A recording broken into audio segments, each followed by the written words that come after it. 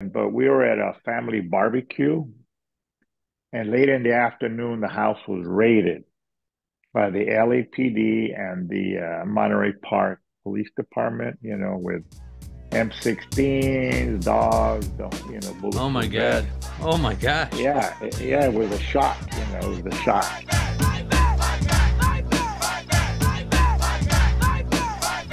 Welcome to Fight Back Radio, production of fightbacknews.org, taking you to the heart of the people's struggle. I'm your host, Richard Berg, and today I have a guest host with me, Angel Naranjo, who's going to help with the introduction. We have a very special guest today, Carlos Montes, and you may remember Carlos is our first repeat guest, and for good reason, because he's one of the giants of our movement.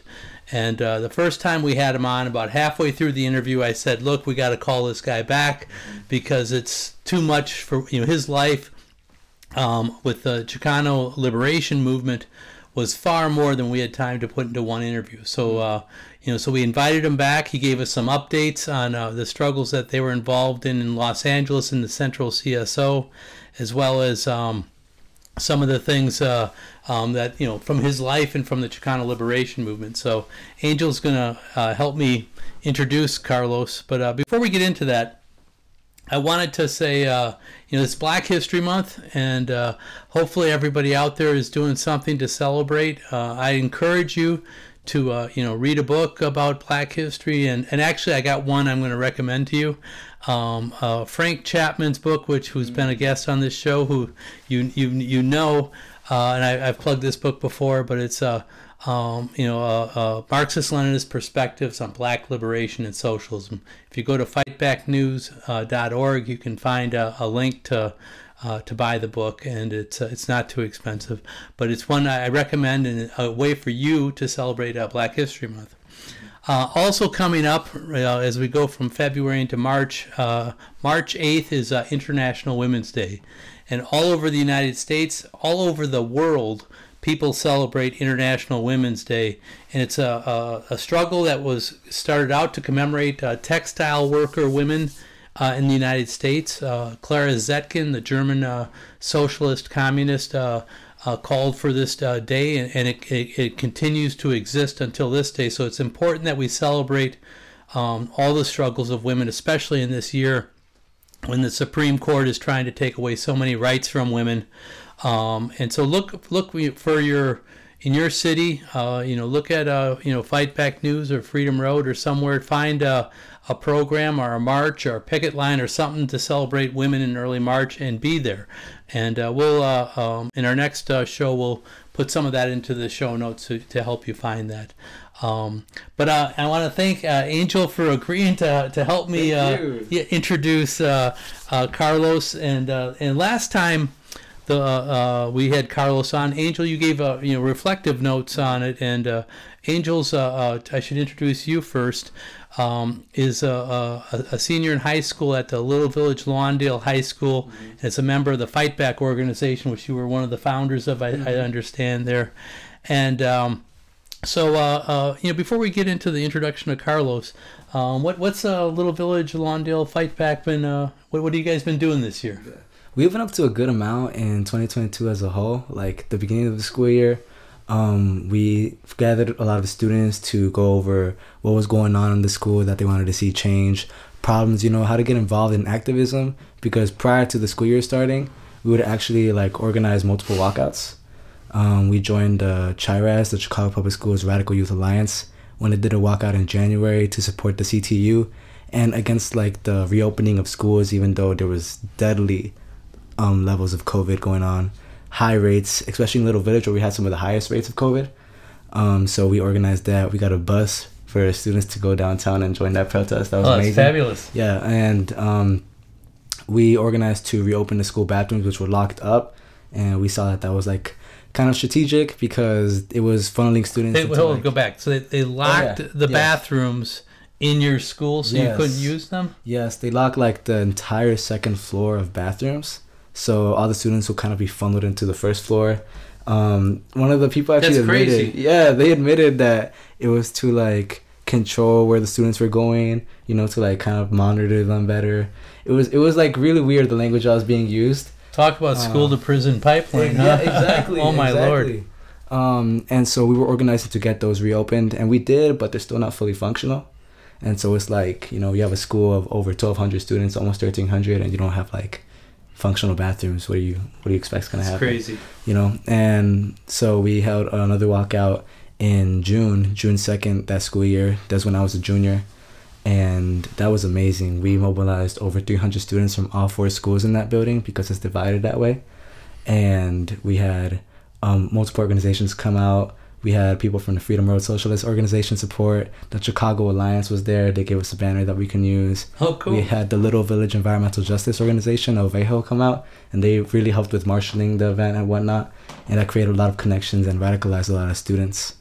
And then as the school year came about, the 2022 to 2023 school year that we're still in, we gathered those students. We created a banner where we had students from all 4 schools name things. So it's like your high school is really 4 high schools in one. It's 4. Yeah. And it came about for people, our listeners around the city or around the country for that matter. This was a big struggle where they had people in the community had sit-ins, etc., and to try to make sure the school is established. But it's 4 high schools in one building that all focus on different things. So go ahead. I'm sorry. No. Thank you for bringing that up. Actually, that's really important to note because one of the models we have at the school is that we were born out of the struggle, and the struggle continues, you know? And so we see the youth as like carrying that on, specifically because there was a 19-day hunger strike that helped bring a lot of attention to that, the need of a new school in the neighborhood, a new building in the neighborhood for schools, because there was only one school named Farragut where they had like thousands of students packed into this small space, you know? Mm-hmm. And so we needed that. Yes, and people put their bodies on the line. There was this one woman, may she rest in peace, her name was Manolita Garcia.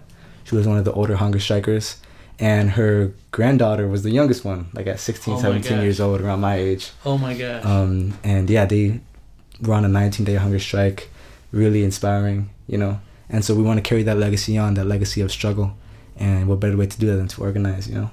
So this year, what have you been doing? Like I said, we held that meeting to bring attention to the injustices going on in that school. Specifically, students were concerned with the mistreatment of students on behalf of the staff, security guards.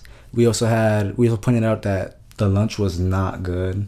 It still isn't. You know, quality of lunch. This is across the district and, you know, across the country. You know, people don't really have things to eat. You know, especially young students. You know, from Black and brown communities, from oppressed nationality. Well, we're gonna hear from Carlos soon. Right. But actually, the walkouts in Los Angeles back in 1969, I think it was, that the Brown Berets and others led was one of the issues. It was Chicano studies and other things, but it was a low quality of food and a poor diet was part of the issues even back then. So yeah, and it continues to this day, which is like mind-blowing, you know, because crazy. We live in this country that's supposed to be one of the richest in the world, but they can't feed the people that live in there. So, you know, that's like what's going on here. But yeah, that's another issue. Uniforms, because, you know, the school to prison pipeline we talk about, you know, students are forced to wear these uniforms in some of the schools, and they get like penalties if they don't, detentions that could eventually lead to suspensions and whatnot. And it hits women especially because they're like bothered for like showing a bit of stomach or revealing some skin, you know, on behalf of like adults, which is just weird. And that's what we were up to during like the beginning of the school year. But eventually around October, we started to show solidarity with other schools across the city, specifically Jones College Prep, because there was a student during their Halloween costume showcase that dressed up in Nazi uniform and goose stepped across the stage. Oh my God. Yeah, and that was just mind-blowing, and that was shocking. You know, I say that's a better word. It was shocking because the student was allowed by the principal of this school to continue to act this way, even though he was known to already be overtly racist and anti-Semitic. And the principal himself was covering incidents like this for years at the school, you know. And then the Black Student Union at that school, in an act of courage, you know, they stood up to what was going on, and they organized a sit-in that netted over 1,000 students at the school. That's, you know, wow. And in coordination with the Chicago Teachers Union and having support from schools like Little Village Lawndale High School, we organized a group of students to come together and to show a picture in solidarity with the Black Student Union. We got the principal kicked out. Yes, yes. This had been a battle at Jones for quite a while to get this principal out, and the fact that but also just showing solidarity from one high school to another across the city. That's really something, especially whatever the multiracial unity, multinational unity, and whatever. I mean, it's a credit to to the Fight Back organization. It was really beautiful. They even let us come into their meeting after the debrief meeting that they had after the sit-in. They let us join in, which was really awesome. And so one of the students, actually the president of the Black Student Union at Jones, ended up joining us when we went to the Freedom Road Socialist Organization People's Thanksgiving. Oh, wonderful! Yeah, which was amazing. He got up, he gave a speech about what was going on. It was really empowering to the youth, and especially the Black youth there. And it just go to show like how people can be brought together by struggle. Yep. And that these are really the new leaders of this generation, that are going to carry this on. He ended up actually getting one of Frank's books that you mentioned earlier. There you go. He got Frank's book on Black liberation and socialism, and after that we started to get involved in around December, around the district council elections that are coming this month. So what are you doing? So we've had some discussion for our Fight Back Radio listeners about the district council elections that are coming up at the end of this month in Chicago, where they're going to have elections for the first time ever of these district council leaders, and have a say in establishing a council that can set a policy to have working class leaders in the community that can speak out about different things that are going on, and calling members to get calling people from the community together. So this is democracy that moves us in the direction of community control of the police, a step in that direction that's important. So what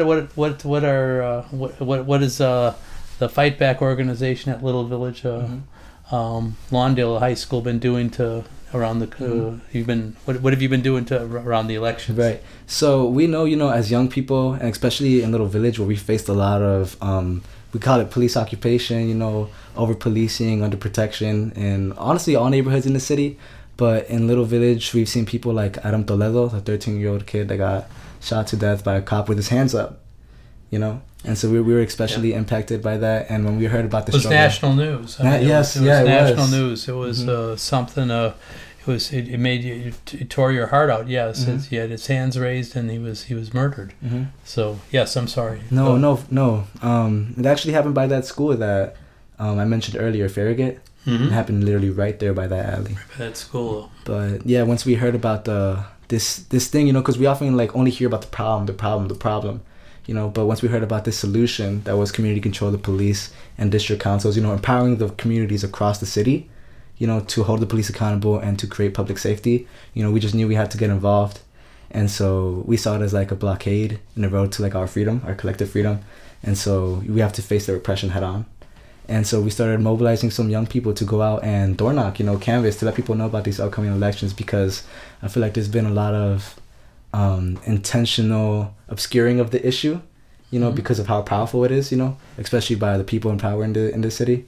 And they rarely ever talk about it when they mention public safety. And so we started educating young people, shout out to my friends Alina and Chelly who were there canvassing with me today. That's why I look a little, but I just came back from canvassing, today. We were out there for a few hours. We covered a lot of ground. We have this list, hundreds of doors, and we were 50% done with it, just a few of us. So it's been really awesome. It's nice. Yes, absolutely. And yeah, it's great to get involved, to unite people across the color line. And, really achieve this thing, because if you look back at the demand of community control of the police, it goes back to the Black Panthers, Yep. And the people who were really involved, old people in their 20s, but especially young people, they've always been at the forefront of this.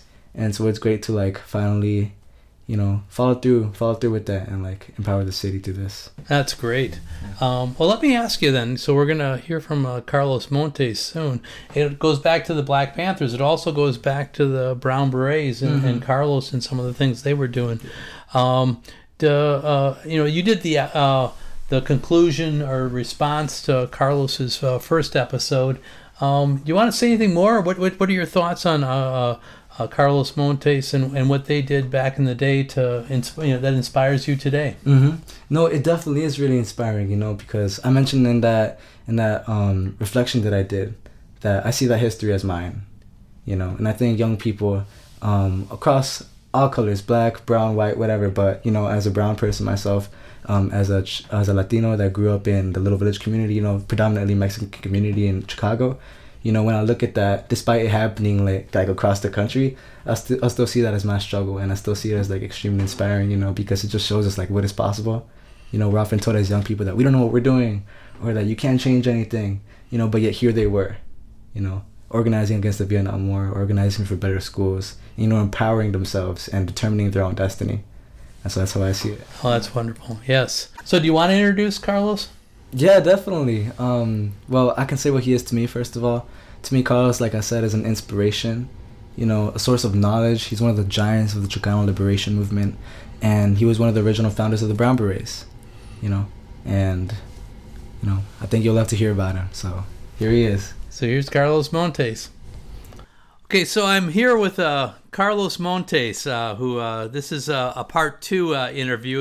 And I really want to encourage our listeners to go back and listen, if you haven't already, to the first episode we did with Carlos. Carlos is our first guest that we're inviting back for a part 2, and it's not surprising because his life in the Chicano liberation movement is extensive, and we wanted to cover as much of it as we could, and we may not even get through all of it again this time.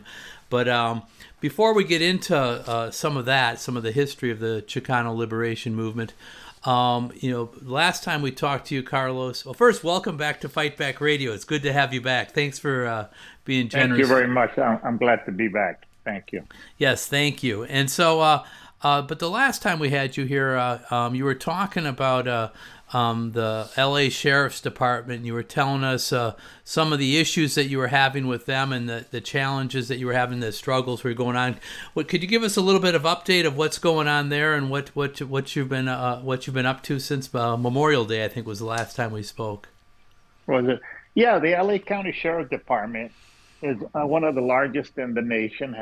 Runs the largest county jail.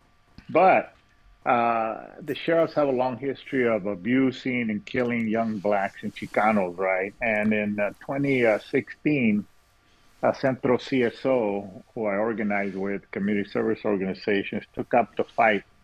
We had a series of killings that year. That was really bad. Edwin Rodriguez, was a young man that was killed.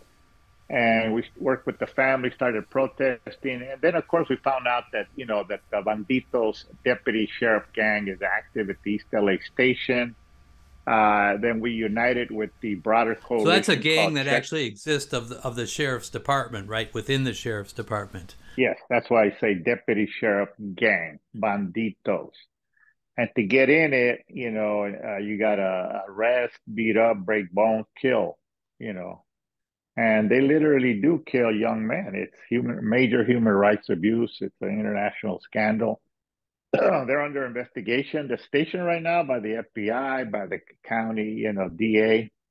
But they continue to abuse our folks, right? So we united with the Check the Sheriff Coalition, which included families, Black and Chicano families, included the ACLU, National Lawyers Guild, Dignity Power Now, Centro CSO. And we started advocating to denounce the sheriff. And what also happened, 4 years ago, a new sheriff was elected by the name of Alex Villanueva. And he said he was going to change things, but as it turned out, he was just lying. He didn't change anything. He actually cuddled and justified, the abuse and the killings and didn't do anything about the gangs. But, to sum it up, last year, 2022, we did a campaign to oust the sheriff, to get rid of him. Successfully, he was defeated. Oh, congratulations. Also, yes. Yeah. And the second thing we did, though, with the Check the Sheriff Coalition, which took us about a year or so, is we got a charter amendment to the county charter. The county has a charter issued by the state, and the charter is like the laws, the Constitution of the county. And we were able to lobby and work with the county board of supervisors for them to put on the ballot a charter amendment that we wanted, obviously wanted community control of the police, wanted to reform the system. What we were able to get is a charter amendment to be able to remove a sitting sheriff for violating the law, which some people might think it's a lot. That is a humongous a victory step forward. But we had to put it on the ballot. They had to put it on the ballot. The county board of supervisors voted on it, put it on the ballot, on the November ballot. So we did a grassroots get out the vote campaign. Vote yes on Measure A for sheriff accountability. And it resonated with the community. It passed overwhelmingly, close to 70%. The sheriff was ousted. So now we continue 2023, to push for more change. Oh, that's fabulous. I mean, when we met last, you were introducing those two things, and that's two big victories. And changing the charter or the Constitution is a big deal. And I mean, it shouldn't be that you have to go through all that just to get law enforcement to abide by the law. But if that's what you got to do, you did it. So my hat's off to you. Congratulations to you and all the other sisters and brothers at Centro CSO and in the movement who got it done. So yes, congratulations. I'll mention one other thing. We always go advocated for prosecution of the cops. And last year there were several sheriffs that were fired, or were also the district attorney George Gascon filed charges for manslaughter, especially in the David Ordaz case. The sheriff was charged and arrested. So that's an ongoing. I wanted to mention that we continue to push for that. Thank you. That's good. It's good work. Thanks for the updates on those things, and it's good that, like I said, it's we need to uphold our victories because they're precious, and so good work. Let me move to public education. The Centro CSO was very involved in that when we spoke last, and I know you wanted to talk about a little bit about it here again. So could you give us an update on what you've been doing with the issues of public education? No, absolutely. During that same campaign, we supported a candidate by the name of Dr. Rocio Rivas, a young woman with a PhD and who is a parent, has a son in the school district. And she was an advocate for the democratic right to a public education and to hold charters accountable or to stop the privatization of public education. Centro CSO, we've always fought against privatization, against charter schools. We defeated Kid Promesa a few years ago. We defeated Green Dot. And last year, we took out the fight against Endo Verde Esperanza High School, that they want to build a high school about 2 blocks away from our premier public high school, Garfield High School, right? So, we did a press conference, a rally, stopped the privatization. And Dr. Rocio Rivas ran, for the school board, and to unseat, not to unseat, but Monica Garcia, who had always been an advocate of charter schools, had been supported by the California Charter Association. We wanted to get rid of her. She had been in there for almost 8 years. She supported someone else who's pro-charter, and they had a lot of money, millions of dollars. The Charter Association, what's his name? Reed from Netflix, and forget the other names of developers, put in millions of dollars supporting the other candidate. I won't mention her name, but she lost. Anyway, what we did, when we went door to door, get out the vote, we said vote yes on Measure A on sheriff accountability and vote for Dr. Rocio Rivas. And it was a hard fought, but she won. So she's in the school board now. So the LAUSD school board, which is one of maybe the second largest in the nation, with over 350,000 students, primarily Latino and Black, that spreads all over LA County now, has a majority board that is pro-public education. Prior to that, it was a majority pro-charter type board. So anyway, that, it's an ongoing struggle. We fight for public education, the democratic right to a free public education. And currently, we're supporting UTLA. They're going to have a big rally on March the 15th. They've been in contract negotiations. UTLA is the union that represents the teachers in LA, correct? Yeah, I'm sorry, the United Teachers of LA, right.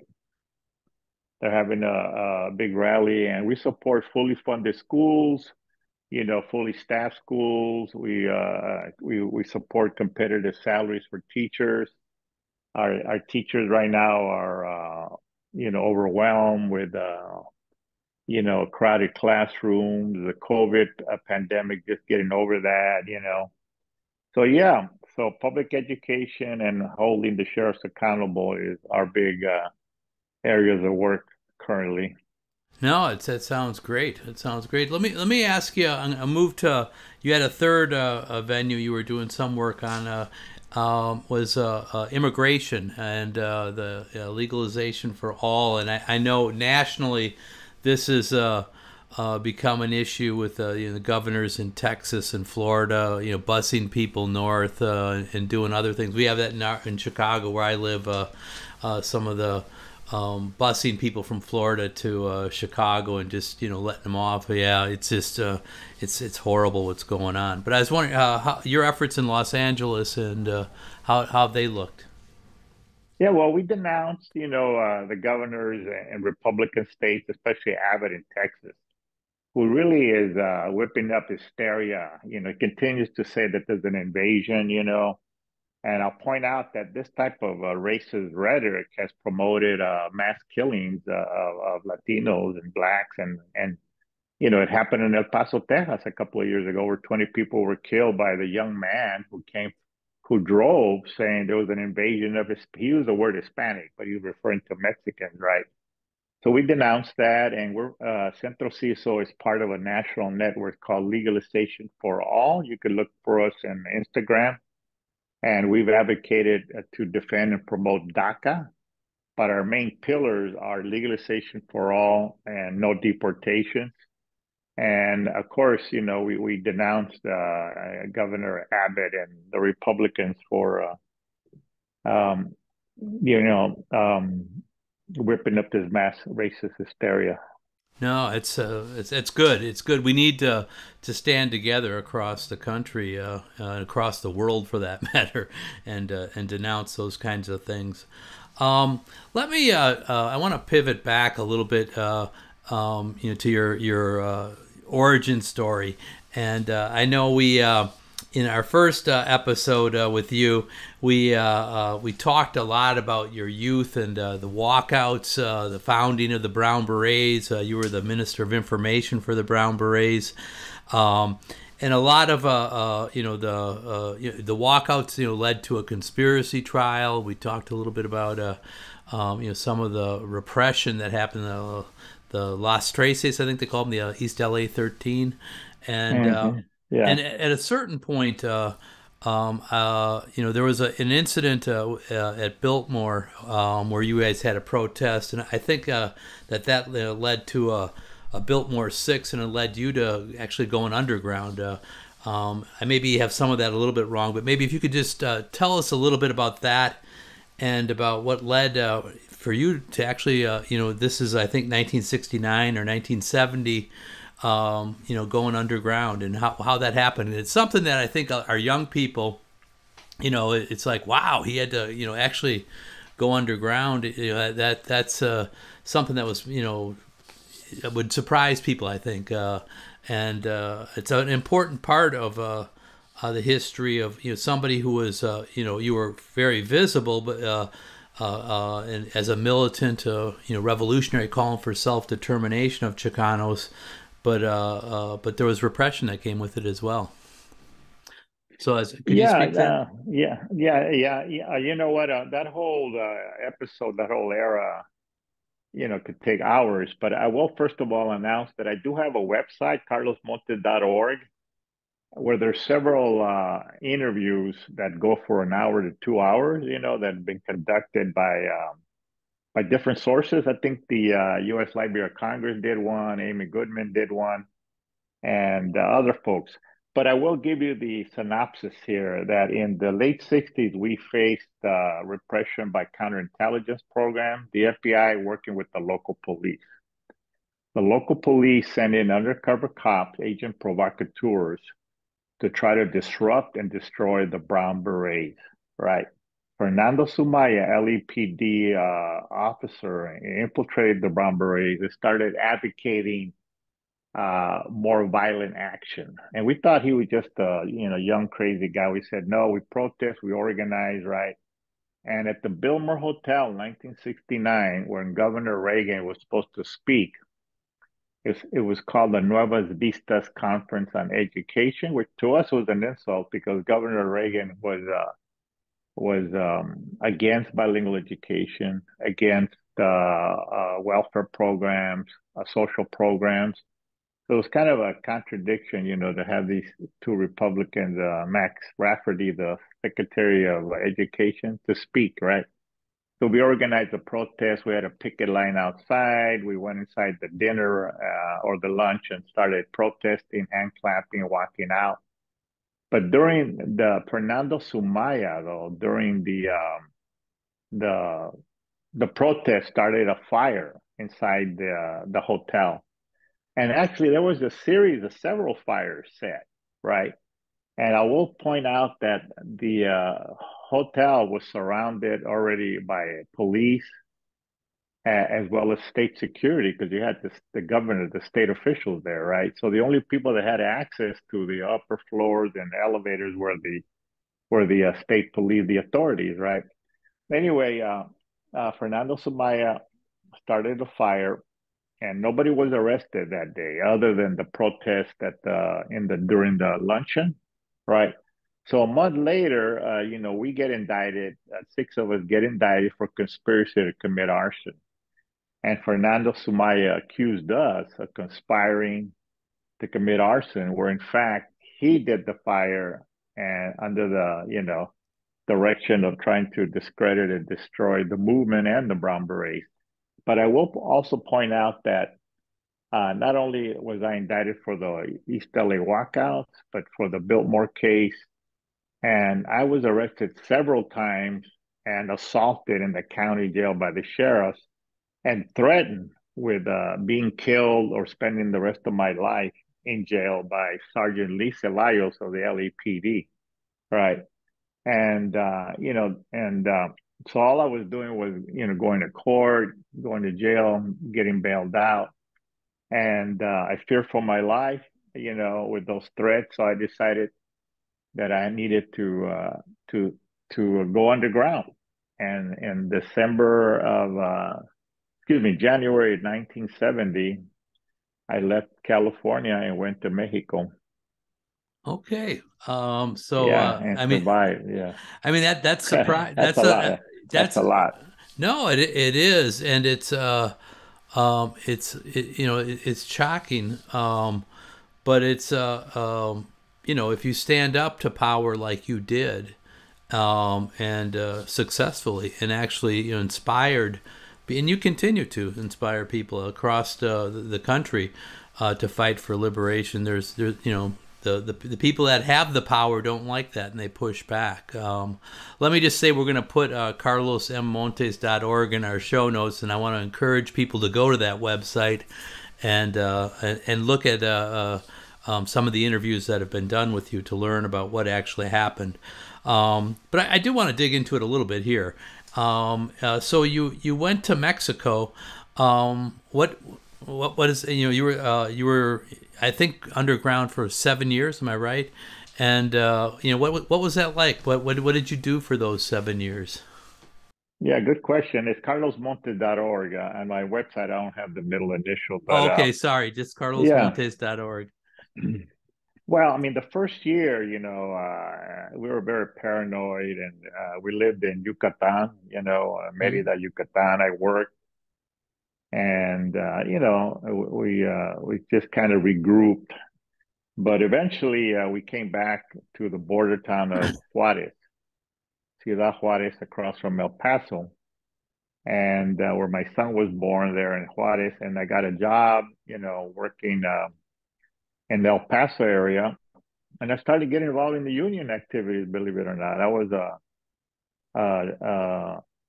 apprentice carpenter. I became a journeyman carpenter. I got involved in the carpenters union, became a trustee, and then we got involved in the big FATA strike for union recognition in 1972.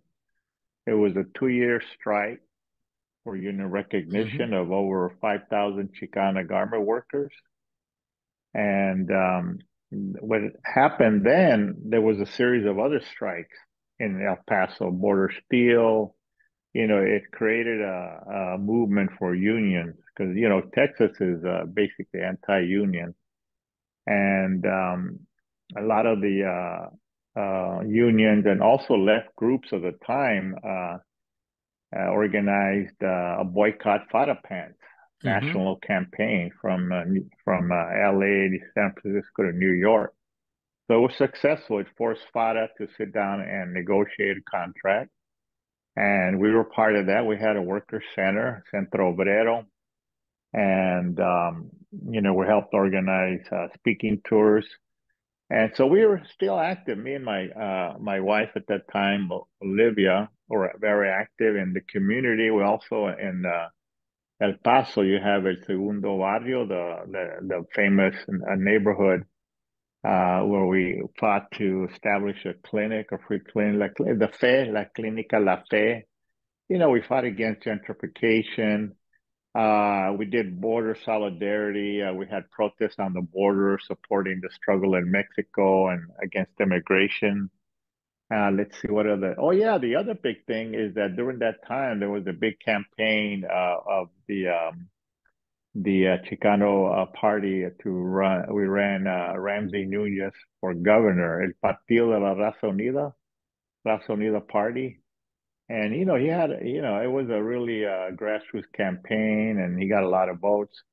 So we were active. When people say, "Oh, you were underground, what were you doing?" And, well, I was working. We had my daughter was born at Paso, Felicia Fe, and we worked, and we continue to try to organize unions.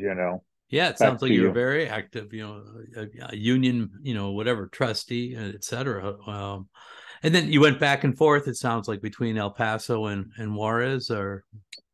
Well, yeah. And initially the first couple of years, but then eventually we moved to El Paso and stayed there permanently because when you live in Juarez and you work in El Paso, you got to cross the border every day, and it's a long line. It's even worse today. But so we eventually just moved to we were kind of paranoid, what if I get arrested, because when you're underground, what you got to do is you got to get an ID, driver's license. You got to get the whole thing. It was a lot easier back then,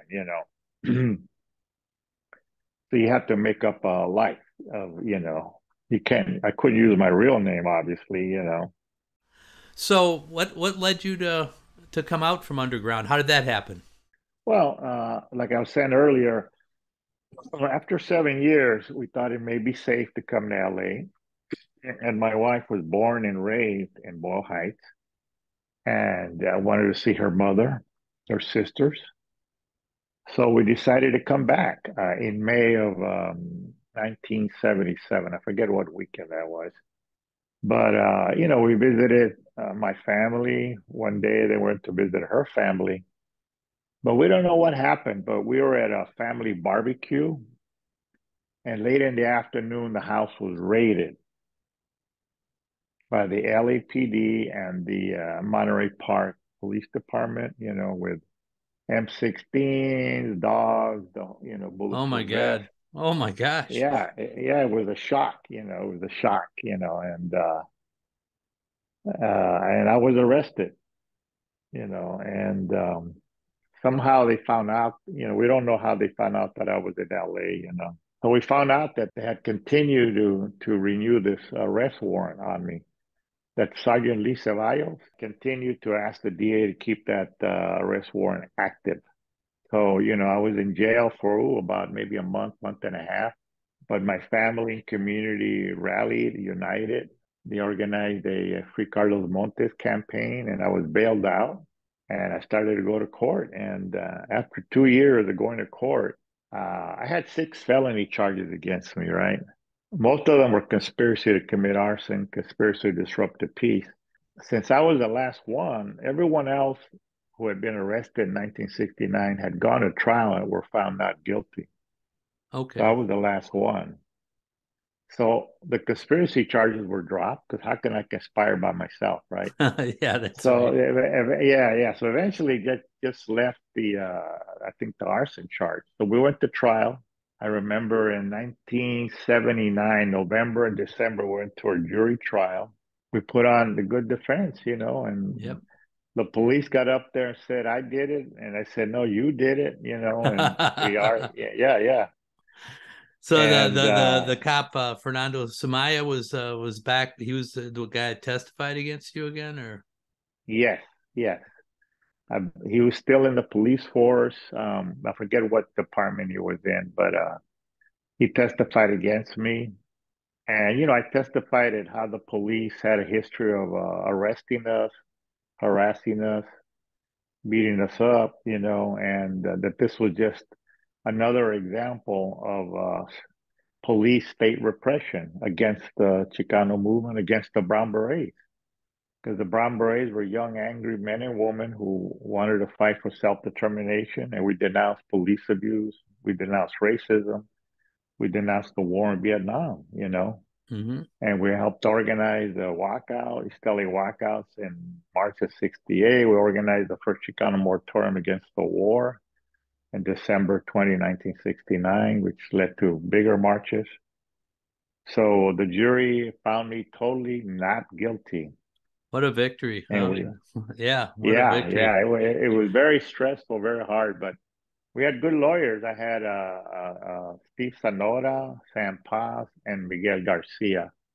No, that's fabulous. I mean, it's you need it all. You need the good legal team. You need the movement too. To stand behind you, and it sounds like they did here. And it was a victory to have you be acquitted of all your charges. So then let me just keep pushing forward here. So I don't want I want to maybe do the '80s quickly, but I know you were very involved in. There was a black electoral upsurge. Jesse Jackson for president. He ran twice. I think you were involved in that. How do you look back at that? I mean this time period when I think black people especially, but all oppressed nationality peoples started to use electoral politics and exercise power. Like I said, I know you were. I think you were a delegate to one of the conventions or something. But how would you sum up the that whole Jesse Jackson rainbow movement of the 1980s? No, it was an awesome movement, the struggle for the democratic right to elect black and Chicano representatives, but also the right to vote. As you know, the history of the U.S. has a attack on our voting rights, right, to be able to register to vote and vote. And the '84, we organized Latinos for Jackson, so brought out more voters.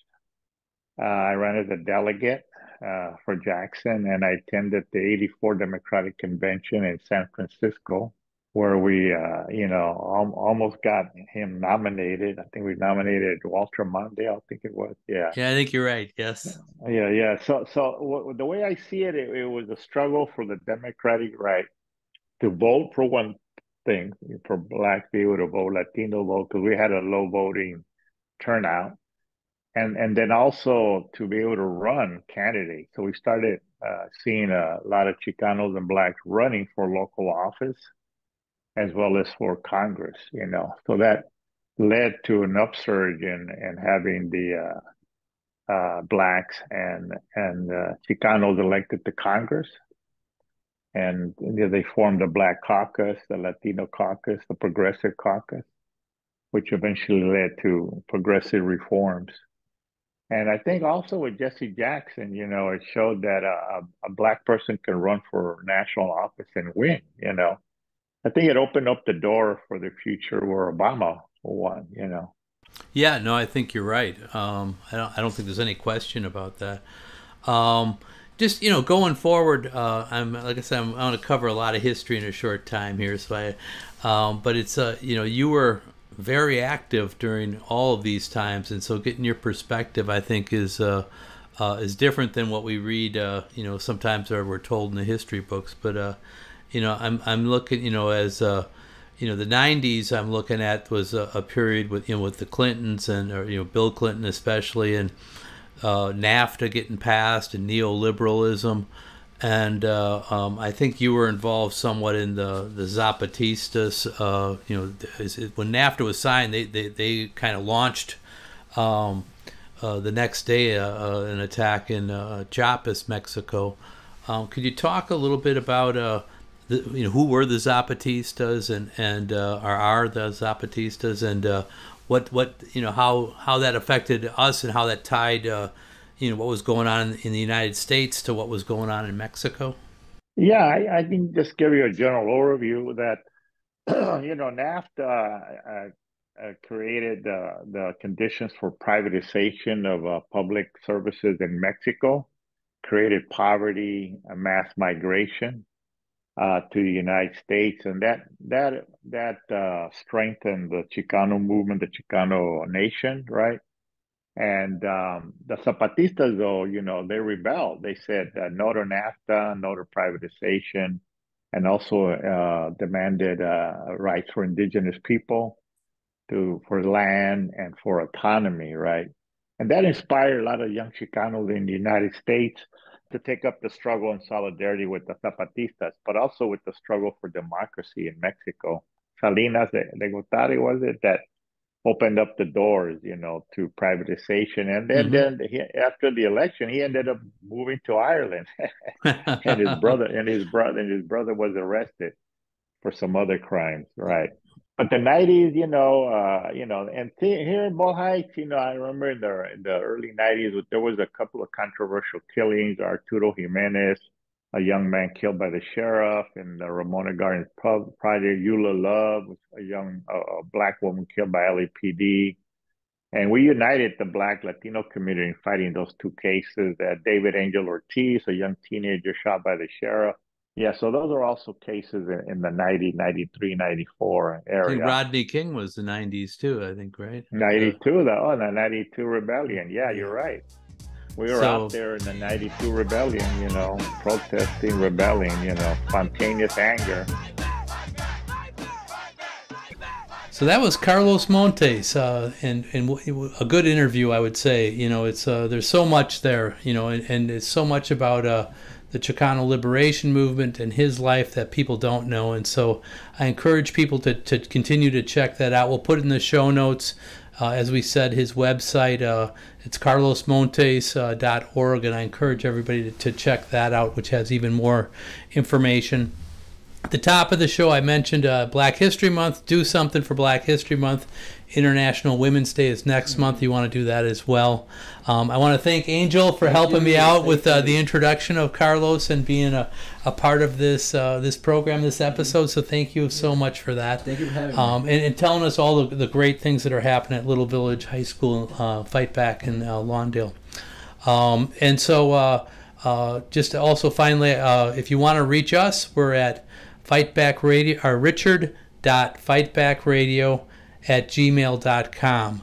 And I want to thank also our production team who puts this all together and makes it look good.